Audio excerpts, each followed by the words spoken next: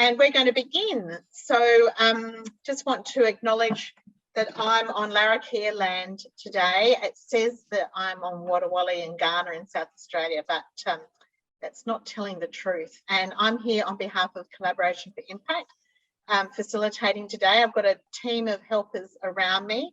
And CFI would like to acknowledge that we were hoping to have a First Nations co-facilitator, but we haven't been able to pull that off quite as we were planning. There's been a big demand of people from all around doing other hats today, but we do certainly have some fantastic representation from all over the country and from all backgrounds, and we're thrilled that to have you all here.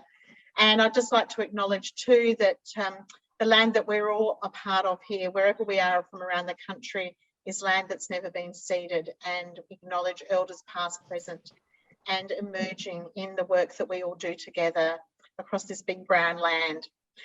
We've got a couple of hours together, and we will have a little break in the middle to do those biological things we might need to do, like get a glass of water or a cup of tea or whatever it might be. So just to let you know that we will be online for 2 hours, but we will have a break in the middle. The process I'll explain in a minute, but I firstly want to acknowledge to some of the people behind the scenes. So behind the Collaboration for Impact logo, you have Michelle, who's going to wave to you just briefly. She is your tech support if we need anything, and she'll be here to help us. I've got Gabby helping me on the balcony out here, and Gabby's also from Collaboration for Impact, and she's going to give us a hand. And we have a special guest who will be doing some presentation with Jengas Osman, and he's going to wave his arms around as well, who's also in the Northern Territory today. So the first up, we'd love to, we're going to have a little registration experience. So you're going to register online who you are and where you are. Now this will be a little challenging for Tassie, but I know you can do it and you're up for it. So I'm going to pop into the chat. Actually, I'm going to ask Michelle to pop into the chat our registration, and I'm just going to show you. There it is. I'm going to share it on screen, and you're going to go into, where are we? I'm going through the thing here. You're going backwards through the program. Here's our participants guide. Next page. Here we go. If you can put in your where you are, your name and where you are. So Gabby and I have already filled this in. So if we can just pop into the chat, Michelle, the documents that people can pop their name in, that would be great. Yep, it's the Google Drive, Google Doc link that you all see now in the chat. So go for it. If you can all click onto that, this is to give you a little practice of how we're going to do some of the work that we do today. It'll also be a chance for us to see in real time who all the people are in the room.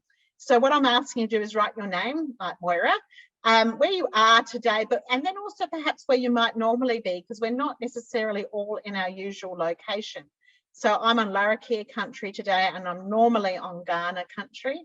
And I'm asking you to think of 3 words that when you think about the Uluru Statement, or when you think about money or hacking, and I'll explain a little bit more about hacking shortly, what are 3 words that just come to mind?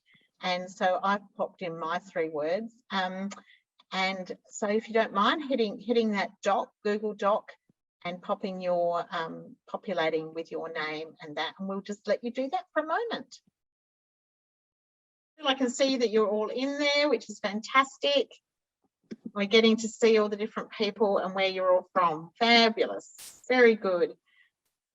Excellent. Thank you, everyone. This is great. It's lovely to see who you are and where you're coming from and what are the issues that are impacting on you and you're thinking about right now today.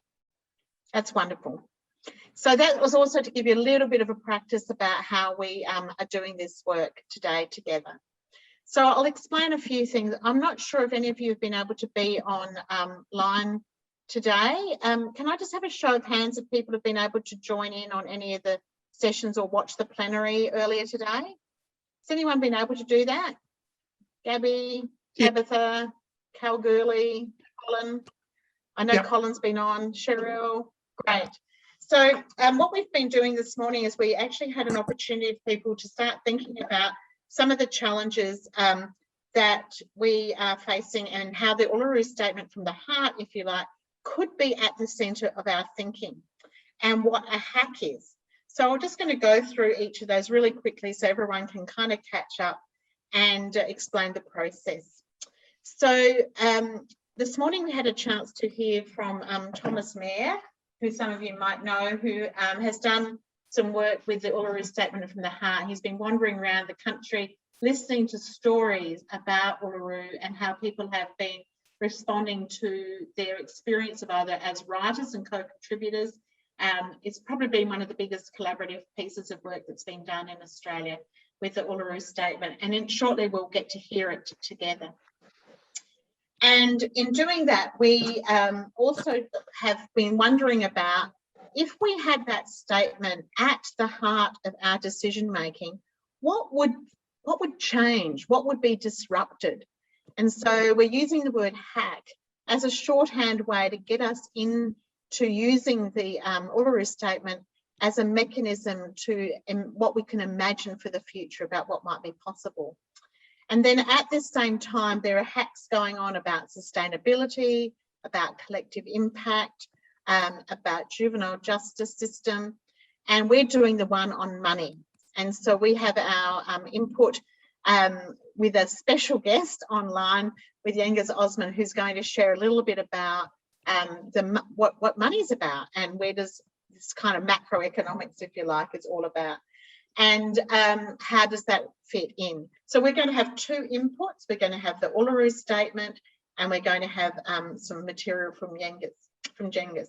When we've got those two bits together, then we'll be working on what could we imagine? How would things be different in our systems, in our places, and what will it mean to us if we actually deconstructed or hacked these ideas into something completely different? And I promise I will walk with you through this process. So it might sound a little bit overwhelming, but we do have some really clear steps, and we will divide you up into some groups for conversation along the way as well.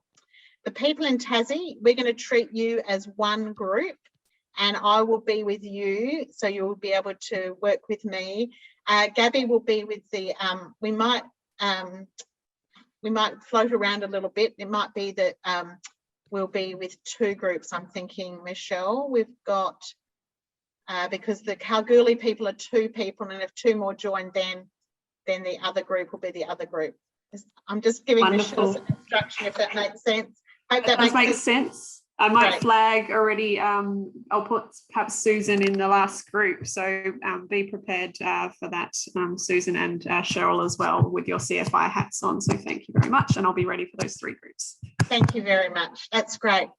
So as we work together too, there's a few things that I'd love us to do, and that is when you are a hacker, there's some ingredients or some ways of being.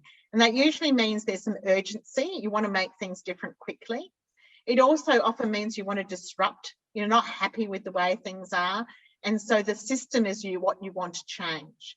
And if you were able to be here this morning, we heard a group of young people rewriting the UN Declaration on the Rights of the Child. So they completely hacked that. And one of the hacks they did, one of the things they said in their rewriting is that every child has a right to a childhood. Every child has a right to ice cream and being heard.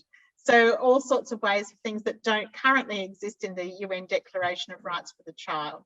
So yes, Linda, there will be a recording from this morning's plenary. And if you go to YouTube, you should still be able, you might even be able to find it now. I'm not quite sure, but we will let you know. So that's what we do as hackers. I want you to put your hacking hat on. It means that you are now a disruptor.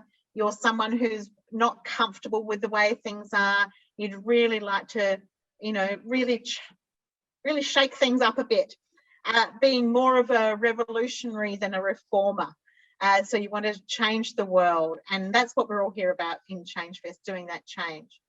So the first ingredient, the first piece of this puzzle that we want to put together and to absolutely privilege the Uluru Statement from the Heart at the centre of this and how one of our MCs today, Mark Yediger Poulsen, who some of you will know from Collaboration for Impact and Deep Collaboration, he reminded us that we're treating it as if we're around this campfire, and the Uluru Statement is in our campfire.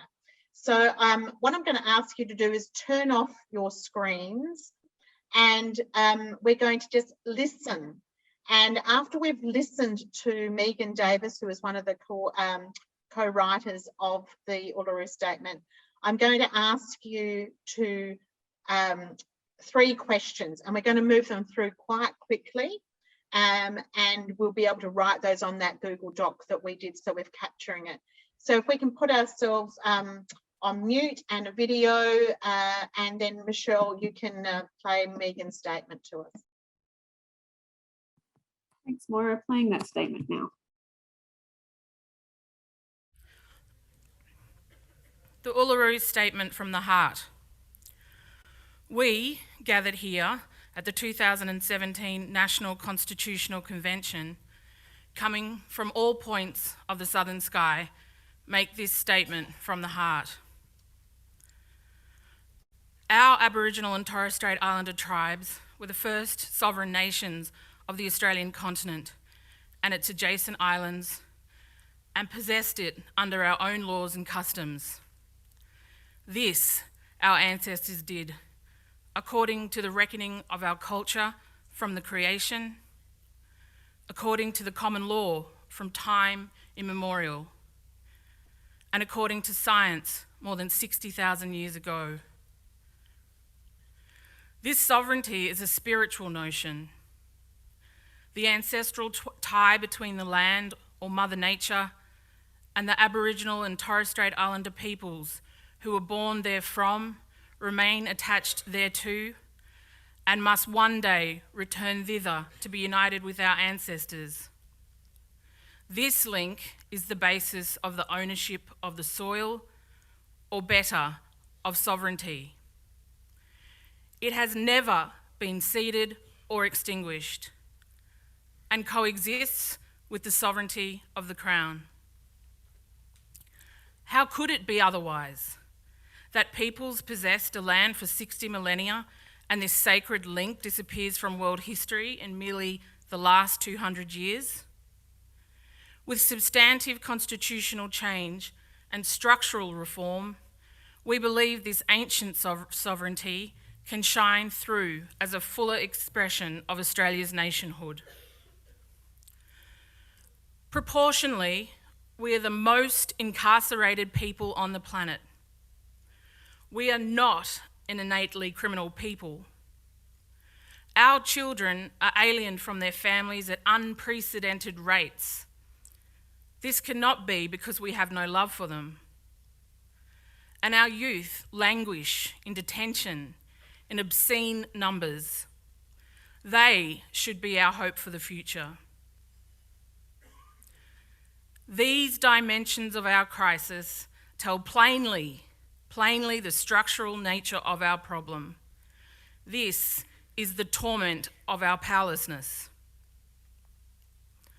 We seek constitutional reforms to empower our people and take a rightful place in our own country. When we have power over our destiny, our children will flourish. They will walk in 2 worlds, and their culture will be a gift to their country. We call for the establishment of a First Nations voice enshrined in the Constitution. Makarrata is the culmination of our agenda, the coming together after a struggle. It captures our aspirations for a fair and truthful relationship with the people of Australia and a better future for our children based on justice and self-determination.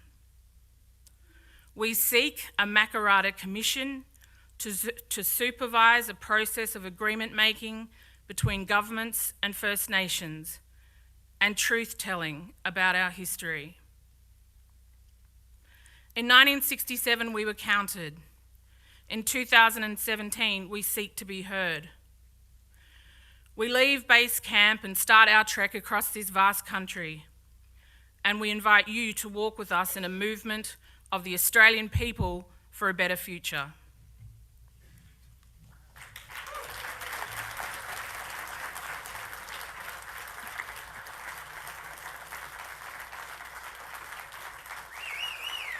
Thanks, Michelle.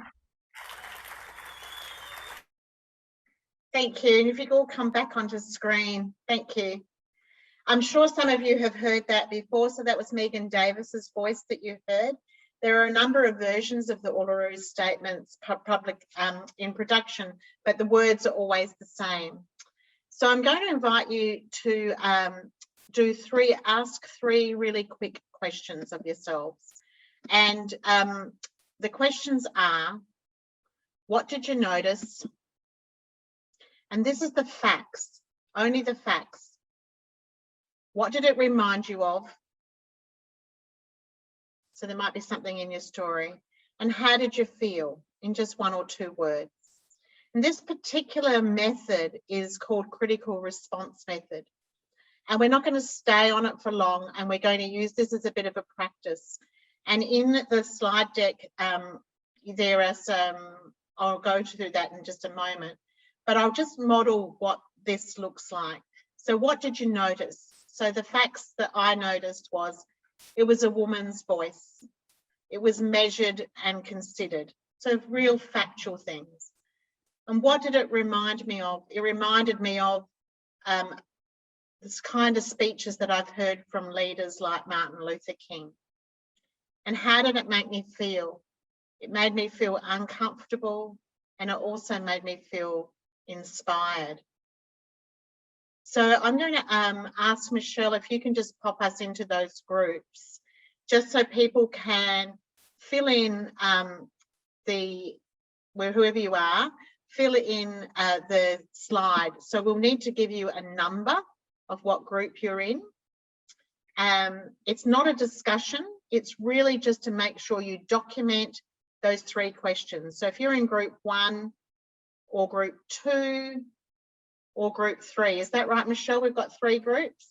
Yep, that's correct. And we've got Gabby in group 1, Susan looking after group 2, and Moira in group 3. Okay, if you can divide us into those groups, if you can click on to the that same document that we just had in the Google Docs, and three very quick questions. We don't want to spend more than 5 or 6 minutes on this, and we will bring you back. So just, what did you notice? Just the facts. What did it remind you of? And how did you feel? And just maybe do a quick round in your group and make sure we document those. So if Gabby and Susan can help with that documentation, that would be great. See you back in very shortly. Great.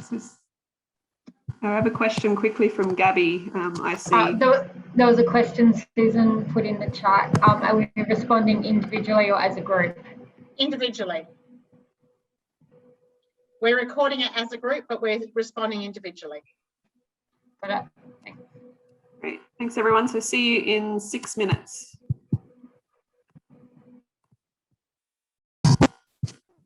Something that has not directly affected me. Yeah. Thank you, Tassie. I've got that written down. Fabulous. Thanks, everyone. So we've had a little practice with this particular methodology, and those slides are still there. So if you want to go back and add any other words into that for yourselves, you're very welcome to. But we're just building up our muscle in this exercise. And now we're going to, we've put the Uluru Statement in the middle, and now we want to bring this lens, this money lens, into it. And so Yengiz is going to give us a presentation for about 15 minutes or so. And then we're going to go back and do exactly the same thing. What did we hear? What did we notice? What did it remind us of? And also then, what are some of the ways we're feeling about it? And then we'll bring those two elements together. But I'm going to hand over to Yengiz for us. And I'm learning how to say his name properly, even though I've asked about 5 times. My brain just doesn't want to learn it because I know someone else is called Yengiz, who is a cellist. And this is Yengiz, who is an economist. So we're really thrilled. I can play the violin, so it's Oh, very good. very Excellent. similar. So I'm really thrilled to you're joining us today. So ChangeFest has invited Genghis to be with us so that we can have some macroeconomic input, which sounds like a big word for a lot of things, and to really try to bring a critical economic lens and money lens to this money hack. So I'm going to ask us all to welcome him as best we can with an emoji of clapping if we like, or some waving of hands, but please make him feel very welcome into our ChangeFest community. And we're thrilled that you can be with us today. So over to you. Thank you. I'm just going to share my screen here and share this presentation. And now I'm just going to start the show.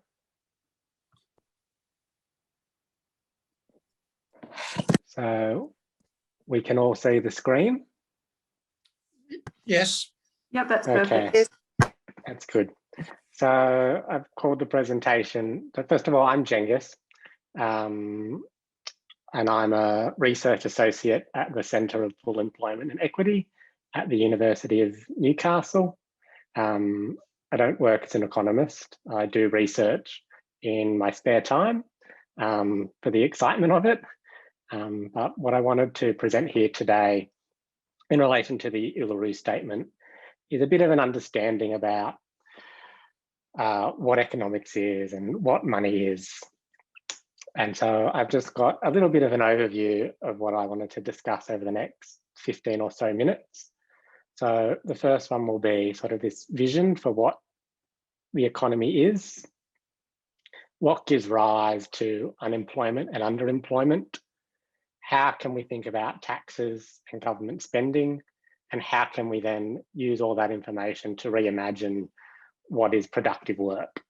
So when we think about, or when I think about Indigenous communities or many lower socioeconomic communities in Australia, one of the reasons that they live in poverty is because there isn't work.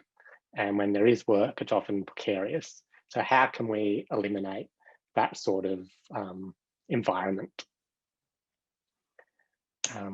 So we've got sometimes two visions of an economy and a society. So on the left-hand side there, here, we've got what we think of as a neoliberal vision. It's this idea that the economy is something we need to sacrifice for. Sometimes in the media, you'll hear things like, you know, there's a particular fiscal position, like a surplus that the government needs to ensure, or corporate profits are good. So they'll, you know, flow down to workers. You might hear media statements like, you know, well, at this rate, we can't afford to implement this social program, or we need more taxes to pay for, or we've got too much debt, we need to reduce our debt. And I'll explain a little bit more about those phrases we hear later on. But on the right-hand side, we've got a progressive vision for an economy. So we can think about the economy rather than being something above us that we need to sacrifice for. Well, it's us that's there to serve our own well-being. And we should be judging it by how well those at the bottom are doing, and do they have upward mobility or social mobility. So that means that sort of one generation is able to live better than the previous one before them. So that's something that used to exist in Australia and was a matter of policy and no longer is. So before I start talking about more detail on some of these concepts, I think we need to appreciate there's broadly two different types of societies. There's monetary-based societies, so they're the societies we live in with money, and they have markets, which are just a construction of our laws. They have taxes, and they have employment, and they have unemployment. And when you think of a non-monetary based society, like an Indigenous society, they don't have a market system. Employment and unemployment are non-existent. Indigenous people before colonisation didn't walk around searching for work, asking people to employ them. And they had a subsistence living. So a very different system and social organisation to how we're organised today. So I guess then the questions arise, well, what gives rise to employment and unemployment? How does that work? So what causes unemployment?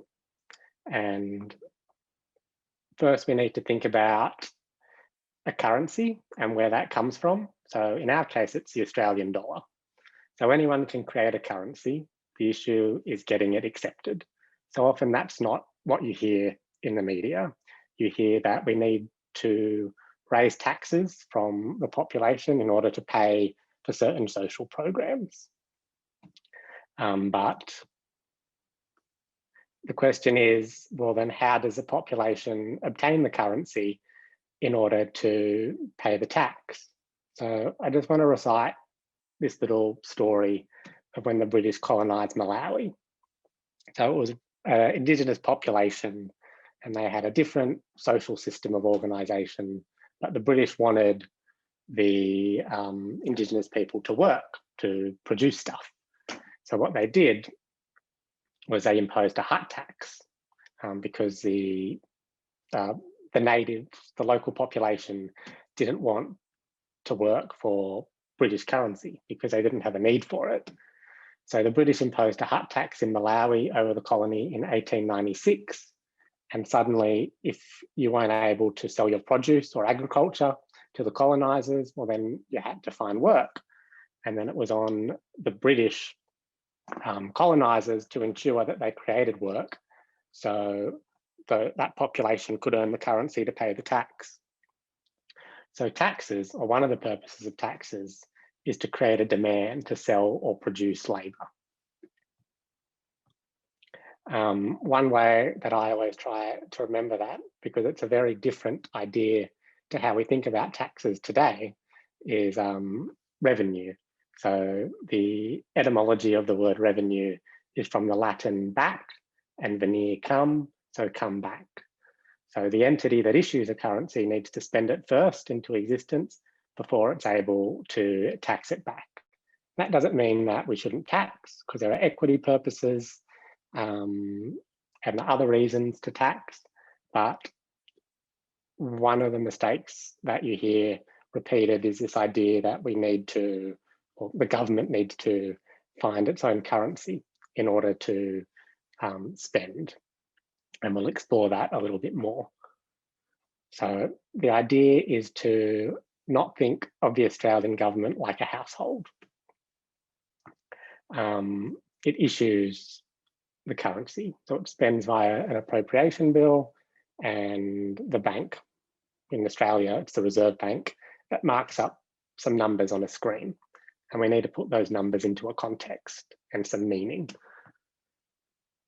So there's no intrinsic financial constraint, which means that although the government has an unlimited ability to spend, it shouldn't. There are limits, but its limits aren't what it taxes, its limits are what is for sale, including labour. So it can always bring any idle resources into productive use. And I think we saw that over COVID. There was this crisis, this huge health crisis, and the government suddenly had all this money, and we had temporary free childcare, we had support for an increase in the unemployment benefit, you had the JobKeeper program, and I think everyone would agree that we're better off as a society for having those things implemented. But one thing to keep at the forefront of your mind is that the entity that issues a currency needs to spend first before it can collect taxes. And any spending the government does ends up somewhere in the hands of someone, of some corporation or some business or some individual. And so a progressive agenda needs to ensure that somehow that spending ends up where it's needed, at the bottom. So that's a bit of an overview of how spending works. And this is just a bit of an idea of how we can reimagine productive work. So between 1945 and the mid-70s, Australia once had a system of full employment. That was that post-war boom, and within a context of male breadwinners and a very sort of white Australia, anyone that wanted a job could find a job, and it was a rather successful policy. And the Australian government, through the Commonwealth Employment Service, ensured there was more jobs advertised than demanded. And you can see that down here, where unemployment rarely rose above 2%. So the government offered ensured what I consider a buffer stock of jobs through the railways, the water boards, your local councils. You could turn up at these places and you could find work. And what we're discussing here, and we're looking through what they call modern monetary theory, a lens, it formalizes that concept of a buffer stock through a job guarantee. So what is a job guarantee? It's this idea where a government, after it's put in all its public services and its public utilities and its teachers and its education services and whatever else it desires, there's always an option for anyone that wants it to turn up to a job guarantee office and to find work. And that's there to help them reskill and aid them in seeking better work if they desire it. And it's there to direct money to when and where it's needed, particularly in economic downturns.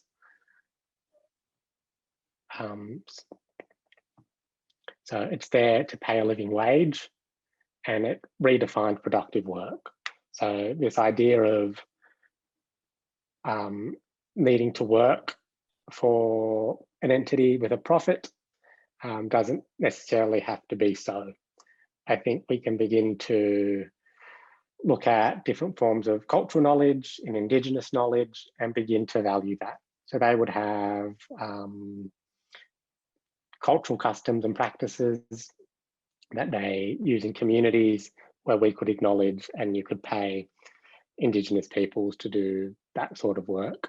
You could pay musicians to help organise community festivals and go to schools and teach students about band dynamics and music and how they create it and how it creates a greater meaning. There's all these different things and different ways in how we can reimagine what work is. So a little bit of a summary, because I went through a lot and I only had a very short amount of time, and fiscal policy, which is government spending and taxing, needs to target our socio-economic well-being. So an economy isn't doing well unless its people are doing well. So if you have people that are suffering and they need work and they need other sorts of assistance, housing, healthcare, well then our economy isn't really serving its purpose. A currency issuing government can always purchase what is for sale. And I think we can see over COVID that the Australian government didn't have a constraint on its spending. It's always able to buy whatever is for sale.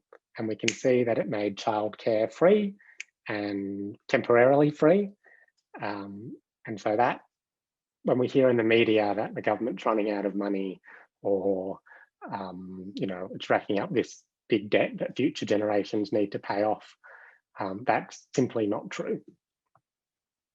If there are real resources, labour, raw materials, a currency issuing government can bring them into productive use.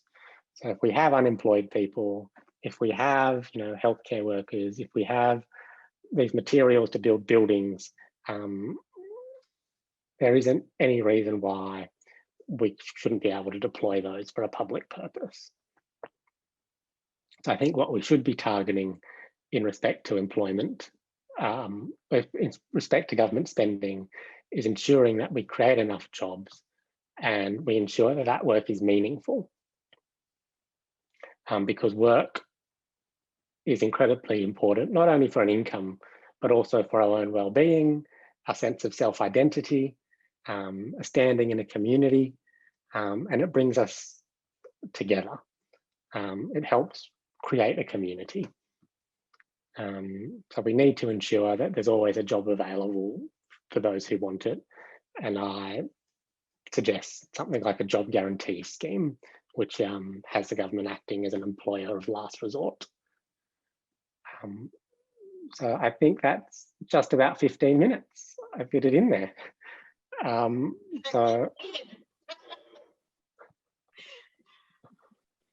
I feel like we have had a very fabulous,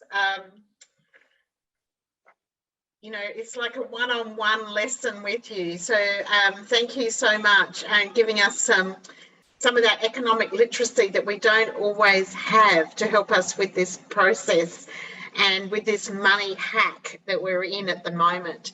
So I'm going to ask Michelle to pop us into those 3 groups again with those 3 questions. You can go back to the same slide deck. And in the break, what I've done while you were listening to that input is just put your first responses in italics, but you can still use the same slide that you had, just so that we can discriminate between the Uluru Statement and our macroeconomic inputs. So we're going to be in groups just for 5 or 6 minutes. And again, just very rapidly, what did we notice? So just the facts. What did it remind us of as we were hearing it? And then the third question again is, how did this make us feel? So Michelle, can we just be in those groups for 6 minutes? And then I'm going to bring you all back before we go for a short break. So see you back shortly. And Taxi, I'm coming to see you. Thanks, everyone. See you in 6 minutes.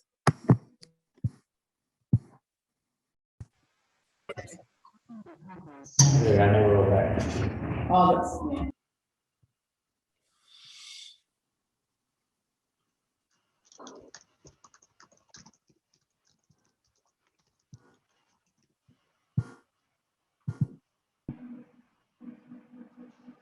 Oh, it looks like we've had Moira drop off the call, Gabby. Did you want to check in the adjacent room? Thank you. Great, that's wonderful. So we've got about another 45 minutes together, and we want to split this up in a couple of ways. So in a minute, what we're going to do is we're going to have an opportunity to do like around the room, a conversation between us all, putting at the centre the Uluru Statement and the contribution that we had from Cengiz about money and monetary matters. So we want to just have a very broad general conversation about what is it that this seems to be calling us to? What are some of the issues that might be emerging, or some of the thoughts that are coming up for you? And we'll have this conversation together for 10 minutes or so. And then we're going to go back into your small groups where you're going to really, I'm imagining I'm kneading the bread. So we're going to be really trying to get in and see what this is calling us to as people, as systems, and in the places we are. What is it that we really would love to recommend back to the whole of the whole community who's gathered here for Change Fest? What is it that we would, what changes and what disruption? Remember, this is a hack. What would we want to see done differently in the money world once we privilege and put the Uluru Statement and macroeconomics at the centre of our thinking? So if you want to come off mute and raise your hand if you'd like to just have it. This is I'm calling it sort of free range conversation. So this is to get you to bring your thoughts together before you do actually then go in and start to take it to the next level of imagination and what's possible, which is what you'll be called to do in the small groups. But for now, you know, what's starting to bubble up for you? What are some of the thoughts that are coming to mind? And if whoever wants to start by putting your, Susan, thank you, Susan, that would be lovely.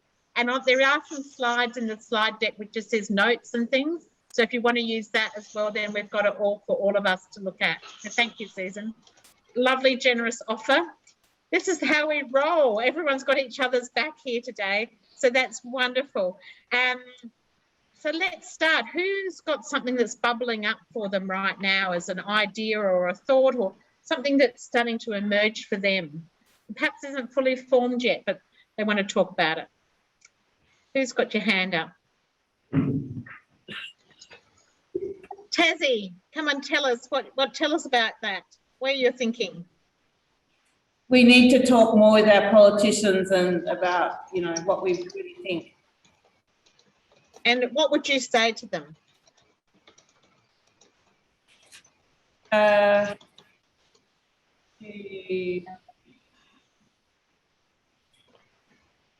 would say don't sort of like let some community people let the public be able to see more clearly, you know, the money that's there. Like it's just like really hard to, you know, you think, oh well, the government doesn't have any money. I don't know. Yep.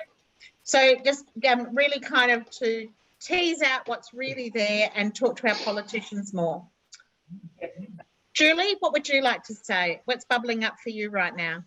Just from what Tasmania you just said, like, you know, about the community, if I had to speak to politicians, it's about, you know, you need to walk in our shoes. Because, you know, you put this money into communities and all that, but you're not really seeing, like, they're just throwing money. And it's like, you know, they just want outcomes. But the thing is, they need to walk in our shoes to see what the money needs to be used for properly. And that, so, because sometimes they throw the money in and there's not great outcomes because they haven't listened to the community. That's why I'm saying, I'd say to them, you need to walk in our shoes for the day or even a week.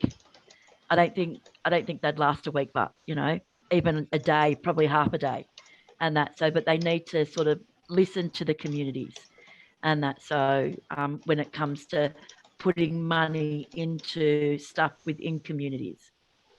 Thanks, Julie. And perhaps when you speak, you might want to remind us where you're from. And Julie's from the Claymore community, who are amazing. And Last Change Fest, if you want to look at the Last Change Fest Facebook, you'll see Julie's video, which is very entertaining. But since then, we actually became incorporated. Wow. So we're actually called the CNAR, which is the Claymore Neighbourhood Action Association. Fantastic. So Julie, if you want to pop that into the chat anytime so we can share that with the world, that'd be great. Okay, another person, somebody else has got something bubbling up. Tabitha. Hey, I'm actually on Larrica land too for the conference, but I come from Wiradjuri land. I'm from Orange and it's snowing there today, so bit of a contrast. But just two things I think have got me thinking about, and Cengiz, thank you, because the really key thing that I think is like, what is work and what is valuable and what do we pay people to do? Like, I think that's a really big concept that's come out of your talk is, you know, how much or how we pay people and what we value and what people might do for free or unpaid. So I think that that's something that we could possibly imagine differently. And the other one is just, I guess, around in COVID, like things that people only dreamed of, or, you know, things that made social improvements were funded and now they've been taken away. Like, how do we create that pressure, whatever pressure that COVID put on the government, how can we put similar amounts of pressure on to have, you know, good changes in spending that are meaningful or maintain them rather than just when we're in a crisis situation? Thanks, Tabitha. Someone else who's got something bubbling up. Linda. Unless someone else wants to have something to say, but well, let's just hear from Linda first and then we'll come back. Sorry, I'm having a bit of a problem, so hopefully you can hear. Yep, go ahead, Linda. yeah, I think the government Well, needs hang on. Tassie, can you hold your fire just for a second? We'll just hear from Linda and then we'll come back to you. Go, Linda. Thanks. I'm on the Naraka land in South Australia. I looked at it in a different way, and as Cengiz was presenting, it was logistics, facts, structure, and wouldn't it be wonderful, drawing on what Tabitha has said, is that even from the baseline recruitment, yes, you want people who are in those roles making those decisions, having very high attention to detail, very analytical focus. But wouldn't it be great to then put some structure in place that all of those employees or decision makers or politicians are trained in emotional intelligence, trained in those things to actually start getting the confidence to open their minds to the social impacts of their decisions. So that's just my 2 cents. Yeah, thank you for letting that bubble up. That's great. Back to Tassie. You got another thought there? Oh, here's someone running to put the unmute button on. This is Linda. So that's Yeah, Linda. That's why it was confusing. I thought it was Rhonda, but it's Linda. So there are 2 Lindas. yeah. So Linda from Tasmania. Yeah, I'm with One Community Together too. So yeah, I just think when the government make all these what seems these decisions to like throw money out, and then all of a sudden, like I mean, I don't really follow politics hugely, but they're kind of like cutting Medicare and all of that. It just, if they could just explain it a bit better, like, or yeah. Thank you. Somebody else with something else bubbling up for them right now. Jenny, you're on mute. It's a really unformed idea, but we were talking about currency and how certain things have value. And there's, I suppose, when you think there's, when I think about volunteers and contributing to community and how we would like communities perhaps more work to be community led, and to reach out to governments to say, listen to communities better. I'm curious about, you know, often people can only do that work, the volunteering and the community-led work, either on top of their paid work or when they've got money that they don't have to earn, and then they can go and volunteer, you know, when they retire. I could be wrong. There could be other people as well. And I just wonder if there's a currency that the government could recognise that allows people to participate in those ways, where it's not necessarily a paid work, but that they're somehow not remunerated, but their contribution is recognised in some way, whether that's through, I don't know, through tax benefits, or I'm not quite sure. But it's acknowledging the value of that work that isn't necessarily at this stage paid work.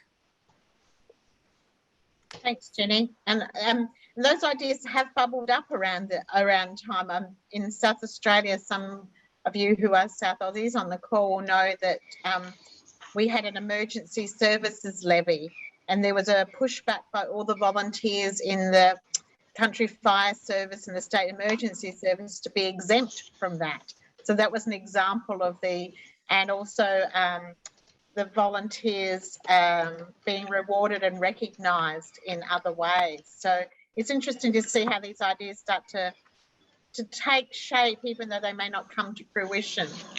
Tell me, somebody else has got something bubbling up for them. Gabby. I'm going to go. Thank you so much for your sharing, Genghis. That was really stimulating and thought-provoking.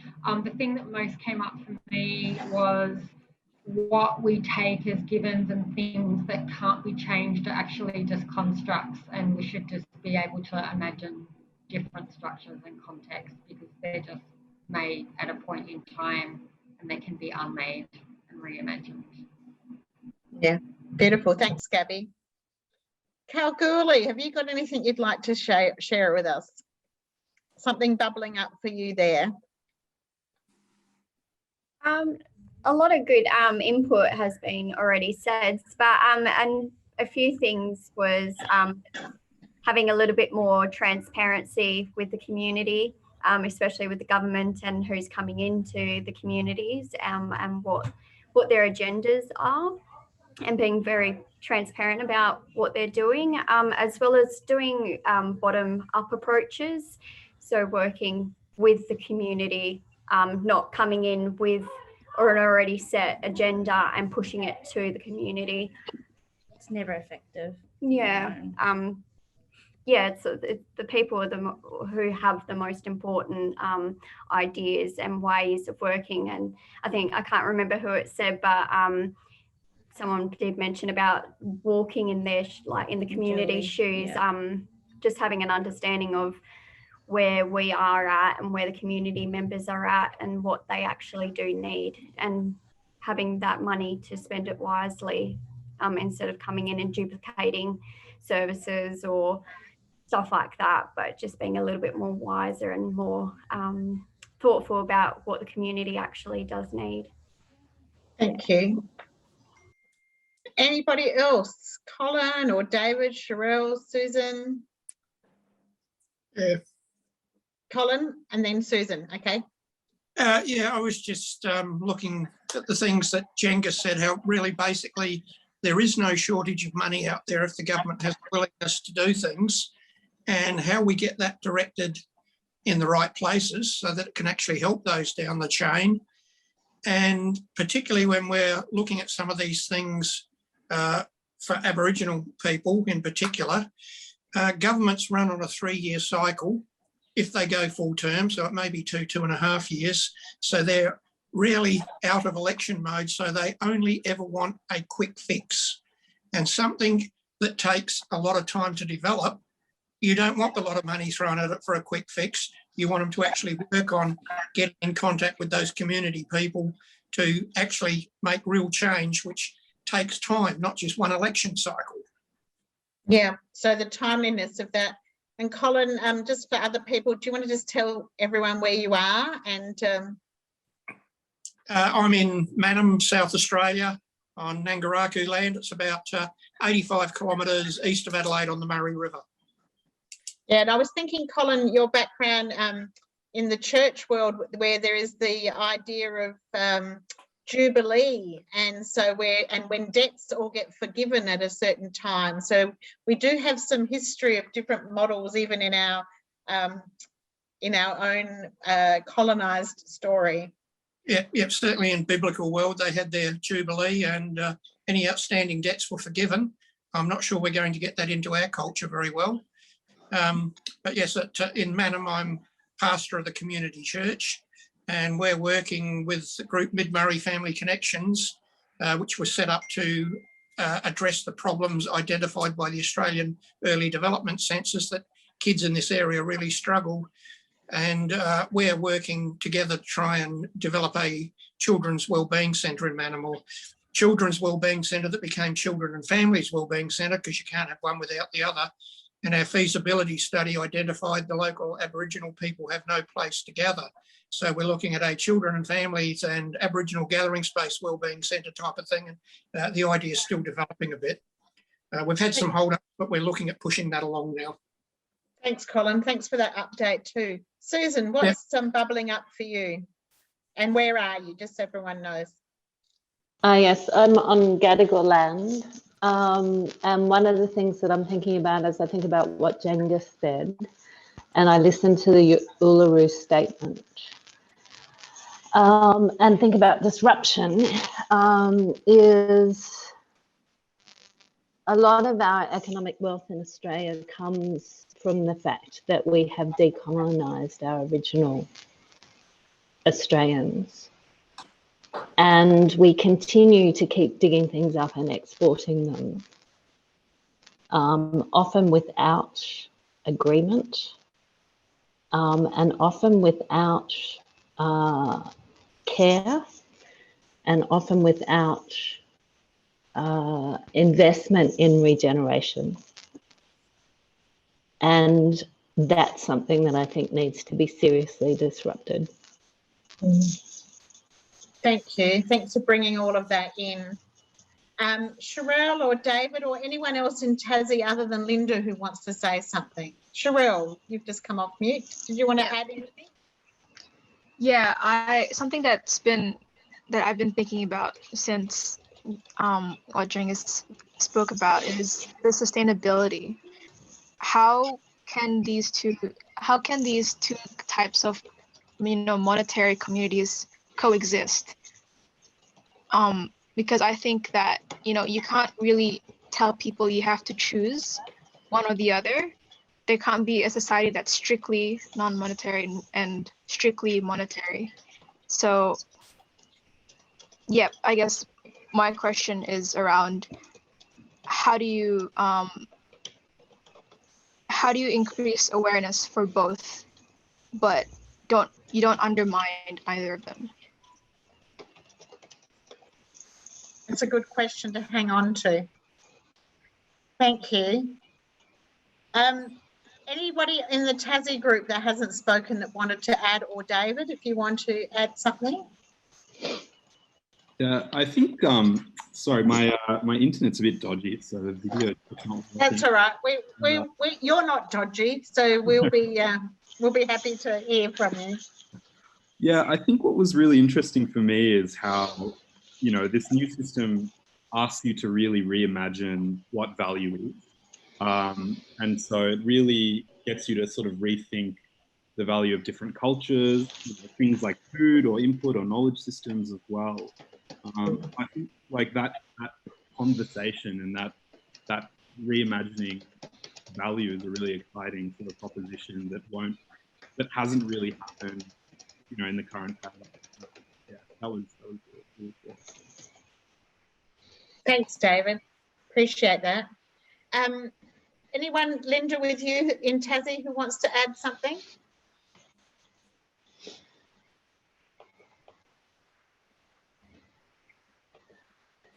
You'll need to unmute. Thank you. No, you still haven't unmuted. There we go. There's just Michelle and Emma and Dan left. Everyone else is gone. Anything else that any of you want to say about what's bubbling up for you in this hack? I think it's been, especially from what Council was about. We didn't hear that. You'll need to say that again. Sorry. I think it's been covered. I guess what Councillor Lee was talking about resonated with me. Okay, thanks, Emma. Ta.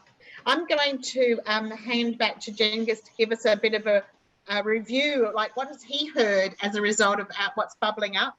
And then we're going to break into our groups for 20 minutes and really start to imagine what's possible into the future and document those before we come up to close and come to some kind of an agreement on how we might take this forward to the rest of the Change Fest community. So over to you, Genghis. What did you notice and what would you like to say back to us based on what you heard?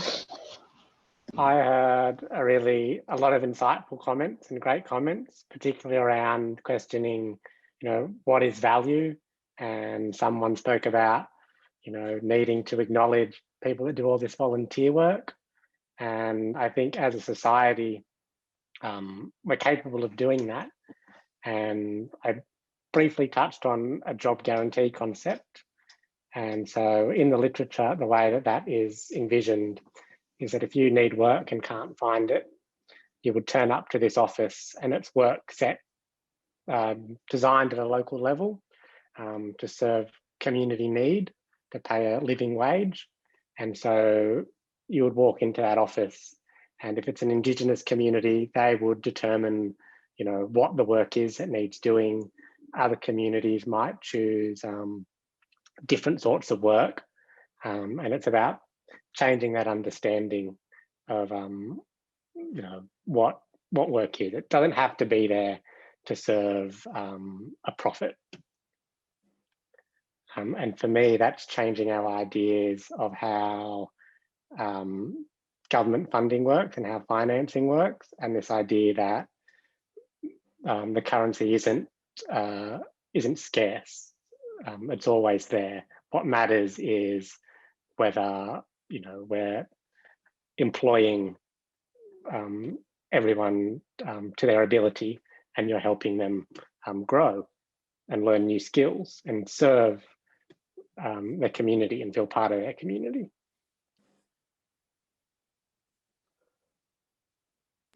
Thank you. Really, really appreciate that. That's it's very affirming to have you give us that feedback as well. And it feels like that we've got a few more tools for us as we go through, having listened to everyone, into our last piece of this puzzle, of this little hack we're doing. So we're going to go back into our 3 groups, and the purpose of this time is to actually start to imagine what would be possible. Like if we were rewriting, if we were this is what the hack's about. If we were going to create the money system that was going to best suit and serve the needs of the people that we care about, and serve and challenge the kind of worldviews that we want, what could that be? What are the possibilities? Don't hold back. Be courageous and wild and crazy. That's what disruptors do. They don't hang on to the old assumptions, all the possibilities. So we're going to go into 3 groups, just as you've been before. You're going to have about 16 minutes in to imagine the future and come up with as many ideas as you like. There is no bad idea. You might want to float around ideas that you think Change Fest could do, or that your own place could do wherever you are, or perhaps something you want to do yourself. So feel free to be doing it at the small level, the medium size, and in the whole world. Don't feel that you can't be big and bold and imaginative. And Genghis is going to float around the group. So if anyone does want to tap into his wisdom and experience, we can wave around and we can let him pop into a group to help you with that.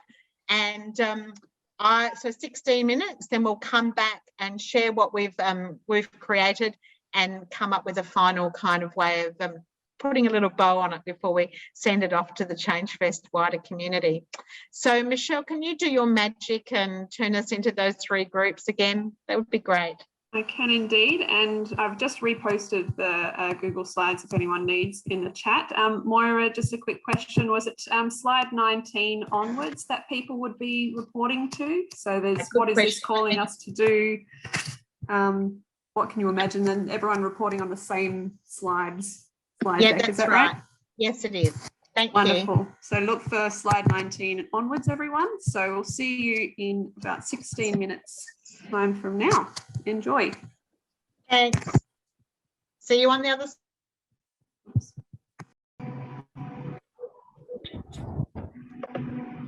Welcome back, everyone. It's great to see you back. We had a pretty intense imagination and recommendation session in Tassie with Linda and Emma and Michelle. Linda doing all the heavy lifting down there.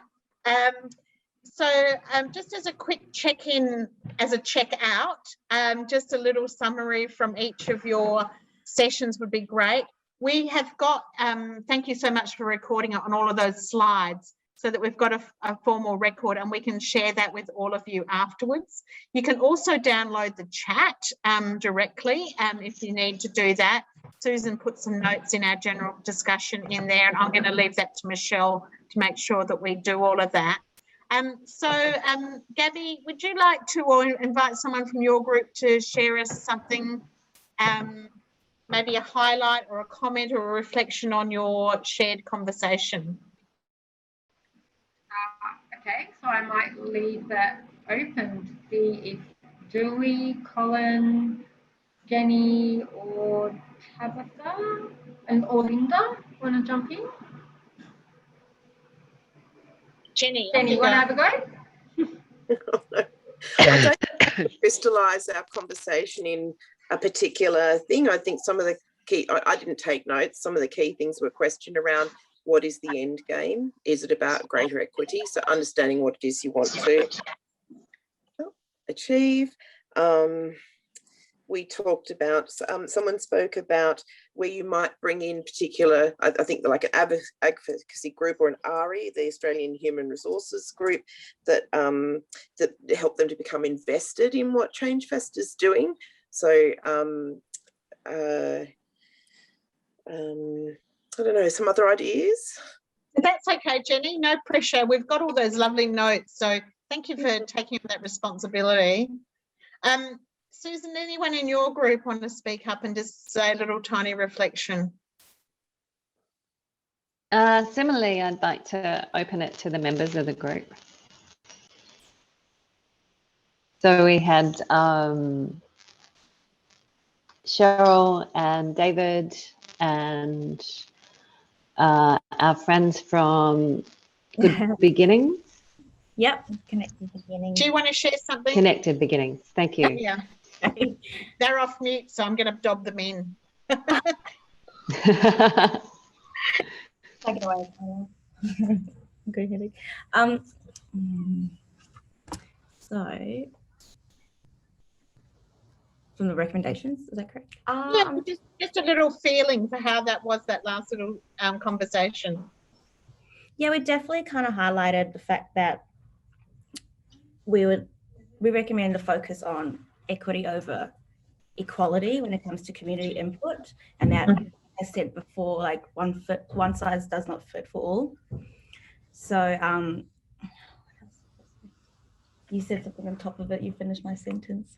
And we're not good without notes, are we? No. I think that's a great summary. Equity over equality. I love it. That's really, yeah, I don't know if we've missed any. We've probably missed quite a bit because we did have quite a deep conversation about quite a bit. So if anyone else wants to jump in and mention any of the most key points that we did discuss. David had a really good point, actually. David, looks like you're on call. Do you want to share with the rest of the group? You'll need to come off mute. Yeah. Yeah, I'm sort of putting the jigsaw back together. The audio is I know.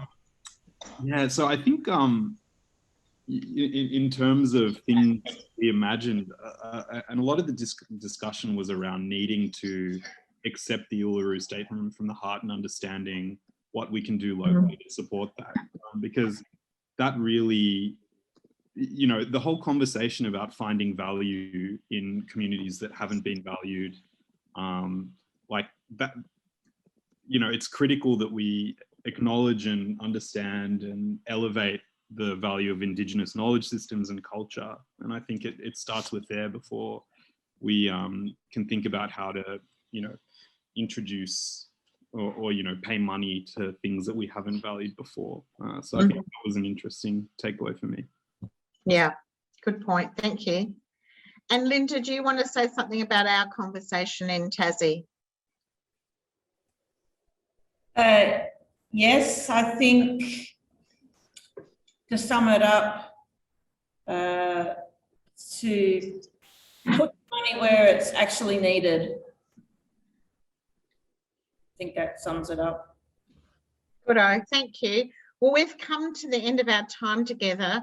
There's a couple of more things though, just to finish up in this last minute. I have asked Cengiz to give us a provocation, a question for us to chew over the next little while. There is a survey, evaluation survey that Michelle will pop into the chat. If you've got a minute to fill that in for us, we'd really appreciate it. And just to let you know that all of this material will be going forward into tomorrow's plenary session, which is tomorrow morning. And the plenary is not going to be on live streaming. So if anyone wants to talk to me afterwards or send me an email, you've all got my email address. If anyone wants to be with me or find a way of doing that, we'll work out a way from today's session. You're very, very welcome to join me. But I'm going to be asking you to trust me that I can reflect what we did together today. So as I pop that into the melting pot.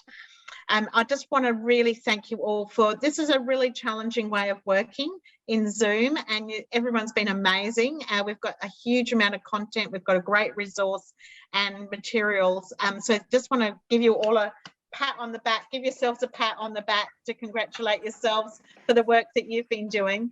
And Cengiz, if you can lead us out with a provocation to keep us going on this track, we'd be really appreciate it.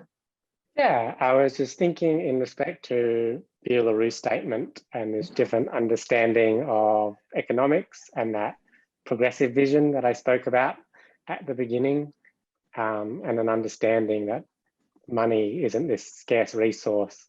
What are the unmet needs in your community that you could see being met if there was a program that employed people to do those things. Good question. I think that's going to happen. Julie's all up for it, I can see. Thank you, everyone. Thanks for your time. Thank you for everyone behind the scenes, especially Michelle, who kept us all on track and able to work together. See you all again somewhere, sometime. Bye.